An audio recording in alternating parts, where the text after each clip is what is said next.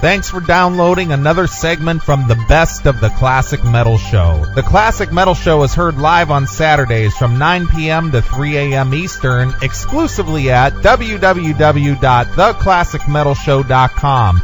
And now here's another piece of Classic Metal Show history on the Best of the Classic Metal Show. The Classic Metal Show. That's a band called Takara right here on the Classic Metal Show, Chris. And I know you've been telling me a little bit about this band. And they have a new CD out called Invitation to Forever. And the name of the tune there was called Riders on the Road. Not the Doors song, Riders on the Storm, but Riders on the Road. That's right. And we would like to welcome to the Classic Metal Show guitarist Neil Grusky. Did I say that right, Neil? Grusky. Grusky? All right. Well, Neil, welcome to the Classic Metal Show. I got to be honest with you. I'm not familiar with your band, but Chris has been telling me that you've had an interest in being part of the show for a while, and, well, here you are. Thank you. I'm glad to be here. Thanks, Chris. Appreciate it. No problem, Neil. Well, Neil, obviously, man, I am somewhat of a fan of the band. I'm discovering the band. I remember the name back in the late 80s, but, you know, I wasn't a huge fan. But from listening to the new CD and some of the other music, it really comes across that you guys not only can write melodic hard rock and heavy metal type stuff, but you guys are rich in the history of that genre. I mean, you've played with a lot of influential people, so maybe a good place to start is maybe just get a 2-minute history of where the band has come from and how you've gotten to where you are today.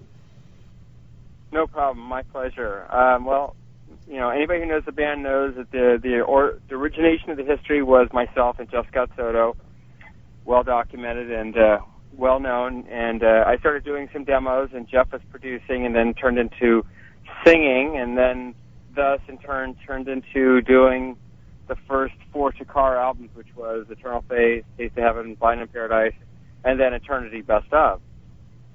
So, you know, in a nutshell, that was the origination of the history. And along the way, when you were speaking of some of the people who've been involved with the band who seemed to have some influence on rock, I had my friend Bob Daisley, who of course has played with Ozzy and Rainbow. He played bass on several tracks on the second and third albums, which in turn end up on our Best of Eternity album.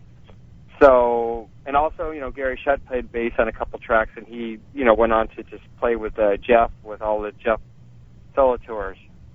And then, right. You know, after the Best of album, we, you know, Jeff basically, you know, went his way in terms of doing other things, because he was never really 100% committed to this band. It was just, you know, kind of a personal thing between him and I, in terms of, you know, a personal commitment where he said he'd help me out and be a part of it for a certain amount of time, and then after that he would go on to his own. So then Perception of Reality was the previous album before the new album, and, you know, I had Michael Flatters and myself and a couple other, you know, previous Takara members. And when that album came out in 2002, and then we did some tracks after that on a couple tribute albums, and then, of course, you know, 2008, we released this album with pretty much a new lineup. Myself and vocalist Gustavo Monsanto, and then the guys from Yngwie's band, Bjorn England and Patrick Johansson, who were friends of mine and have been for a while. Actually, Bjorn I've known for like 8 years, so he actually predates, I've known him long before he joined Yngwie, so we were already in the works for this album long before that, so we kind of have, you know, a lot of things going on there, I guess you can say, with what they're doing and what I'm doing. And of course, Jeff was a part of this album doing some background vocals on several tunes, so some interesting characters who have been involved and been around, I guess you could say. Well, sure. And that's an interesting thing, Neil, is, you know, there are so many bands out there that would kill to have, you know, a Jeff Scott Soto or Patrick Johansson or Bob Daisley, you know, participate on a single track on their record, yet you somehow have kind of snuck into that circle somehow. How exactly do you get into that circle of quote-unquote professional musicians? You know, that's a good question, and I myself, it snuck up on me.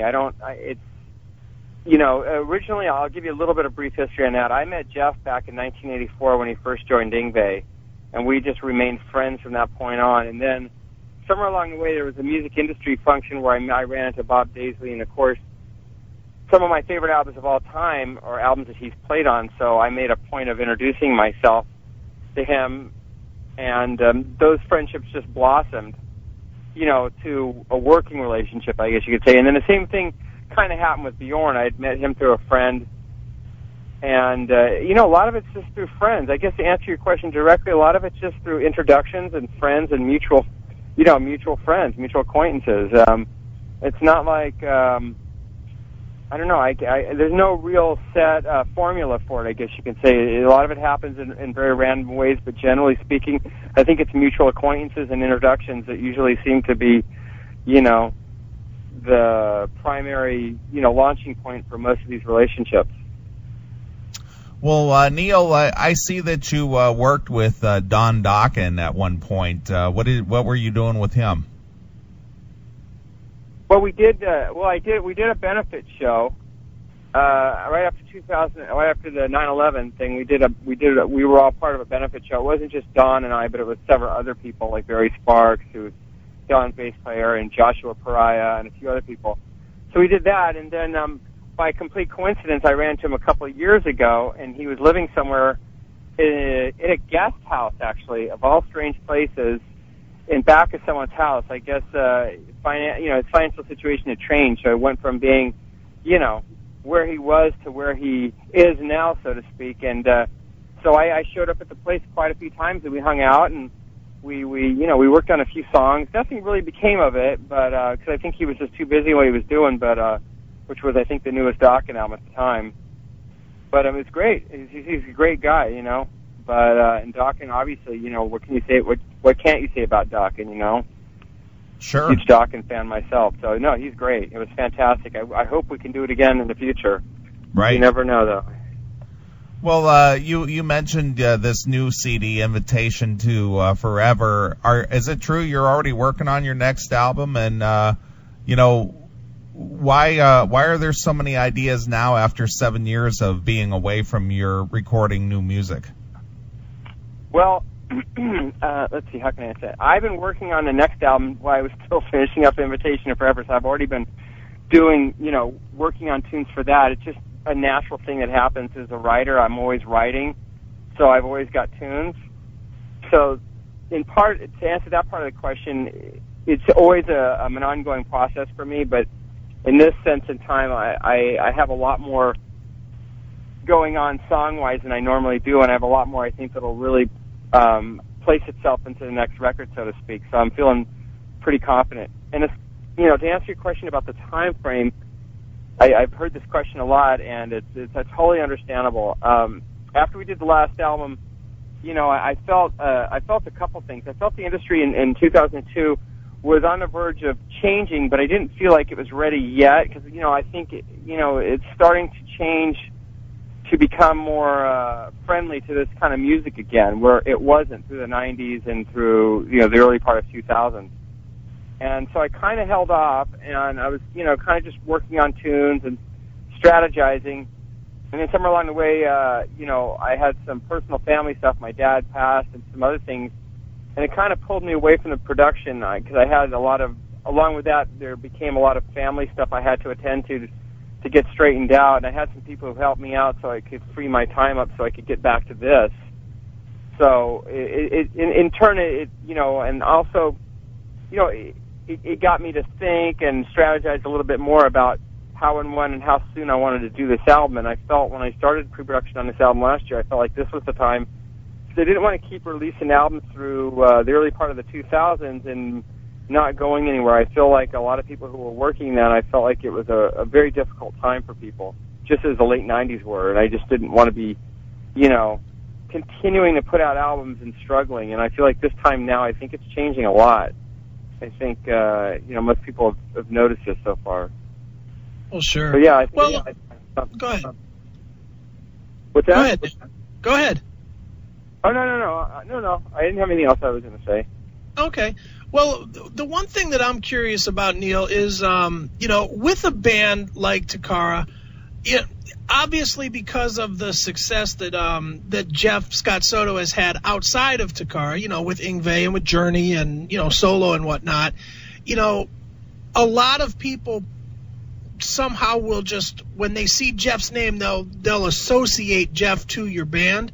How difficult has it been since he left to continue on and almost, I'm going to say, to fight the stigma of Jeff? And that's not a bad thing. That's just, what I mean. Right now you're working with Gustavo, who's obviously a great singer, but the first thing people think about with your band is Jeff Scott Soto. Does that make sense? Yeah.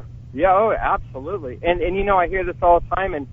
And number one, most people who know me know I don't have any kind of real ego. So I used to hear all sorts of strange things when Jeff was in a band, or when he was doing Takara albums, Takara is really Jeff's thing, and he calls the shots, and he writes the songs, which was never true, because it's always been my thing. I call the shots, and I brought Jeff in. But I don't mind, it's like, the bottom line, here's the bottom line. The bottom line at the end of the day is that people enjoy the songs. Whatever story that comes, I'll do my best to correct it. But if people, as long as people enjoy the songs, whether it's with Jeff or after Jeff, I'm happy. That's in the end of the day, that's all it's about, is that people have something to enjoy and listen to. It's not a big problem for me. I think Jeff is a living legend, and everything he does helps everybody around him that he's been involved with. So having his name out there, no matter what he does, is great for him. It's fantastic. It's great for us. I think the toughest thing that I see is that anybody who steps in to sing, such as my previous singer Michael or Gus, will have obviously some comparisons. I think Michael did amazing on Perception of Reality, because very few critics, if any, said anything negative. Everybody said if there was ever going to be basically a replacement, this guy, did a good job, and there was no complaints. And Gus, Gus seems to have come upon some welcoming ears, and I've read a few reviews that weren't so kind. But, the end of the day, the fans that have written us so far have been pretty satisfied with this album. Some have really liked it quite a bit. I haven't heard anything bad. I've heard some negativity from journalists, but, that's okay. That's to be expected. Everybody has an opinion, and then I welcome the bad, the good, and the neutral, you can't satisfy everybody. You can just do what you do and make sure that you're happy, because, if you're going to be happy, I think most people will be happy. So Jeff is great. Whatever influence he still has is great, and he gets it. People come to him all the time, and he tells me when he's on tour, he sees a lot of Takara CD covers that he signed. So, it's part of our history. It's like denying your history. You can never deny your roots. Everybody has them, and you just have to embrace them, and I embrace it. I don't fight it at all. Absolutely. Now, is it frustrating for you a little bit being from the States that the bulk of the attention or praise or what have you for this kind of music is basically abroad, that that the U.S. market is just such a trendy place that it just doesn't respect traditional classic rock and hard rock and metal like it probably should? Very frustrating. It's always been. I'm starting to get used to it, but no, with this country, and we know that there's a lot of fans out there, but they're just not exposed to it. They would enjoy it. So it's really hard. It is hard. That's one thing I can honestly say, that if I have a fight, so to speak, that I have to wrestle with, that's it, is that we live in such a big country here, and yet, like you said, it's such a trendy place that this kind of music is taking a back seat, I guess. In Europe and Japan, they welcome it with open arms. Here, it's a real tough place, and we live in Los Angeles here, and this is even tougher than anywhere else. I think the East Coast and parts of the Midwest are more welcoming than here. So we do the best. But I will say this album, with the label that we're on Prog Rock Records now, that's being distributed through Ryco, which is a Warner Electra Asylum distribution, puts us in every store now. We're in Barnes & Noble. Tower Online actually has a Tower store, even though they went out of business in a physical store. We're in Virgin stores, Targets, Best Buys. We're in every store that you can be in now because of this distribution channel. So a lot of bands in this genre don't have this opportunity, but since we signed with Prog Rock and then our joint deal in Europe with SPV, I think that we are able to take advantage of all the great opportunities of the distribution network they have.